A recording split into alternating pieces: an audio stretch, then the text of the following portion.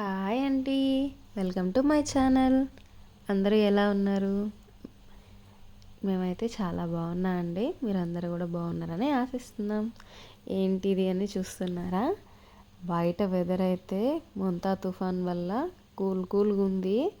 నాకు బయట బిర్యానీల కంటే ఇట్లాగ ఇంట్లో ఫ్రైడ్ రైస్ చేసుకున్నా చాలా ఇష్టంగా తింటాను.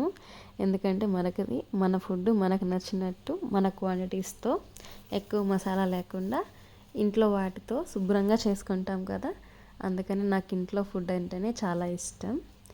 అందుకని ఉన్న ఇంగ్రీడియంట్స్తో ఫ్రైడ్ రైస్ లాగా చేసుకొని కొంచెం రైతా అట్లా గోంగూర చేసుకున్నాము.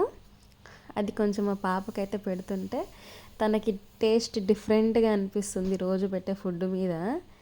అందుకని చప్పట్లు కొట్టుకుంటూ ఆనందంగా తినేస్తుంది. నేను కొంచెం టేస్ట్ చేశాను, చాలా బాగా కుదిరింది ఫ్రైడ్ రైస్ అయితే మాత్రం. అస్సలు మర్చిపోయాను, చికెన్ పకోడా అస్సలు ఐటమ్ ఇదండి. మా ఆయన ఎంతో ప్రేమగా చికెన్ అయితే తీసుకొచ్చాడు చికెన్ పకోడా చేసుకోవాలని. చికెన్ పకోడా అయితే చేసేసాము. మళ్ళీ అయిపోయి 4 ముక్కలు పెట్టుకొని వచ్చుకొని మళ్ళీ మెద్దరం కూర్చొని అయితే తింటున్నాము. ఈ చల్లని వాతావరణానికి వేడిగా ఫ్రైడ్ రైస్, దాంట్లో ఆ చికెన్ అలా నంచుకొని తింటుంటే అబ్బా సూపర్ అంటే సూపర్ ఉంది. నా కూతురిని పిలిచి చిక్కీ అంటే వచ్చేస్తుంది. చిక్కీ పెడతాను అనుకుని వస్తుంది, నేను రైస్ పెడుతున్నాను.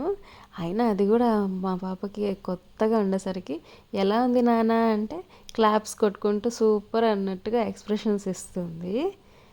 అంతే అండి ఈరోజుకి. నా వీడియో కనుక మీకు నచ్చినట్లయితే please like, share and subscribe. Comment చేయడం మర్చిపోకండి. Thank you for watching.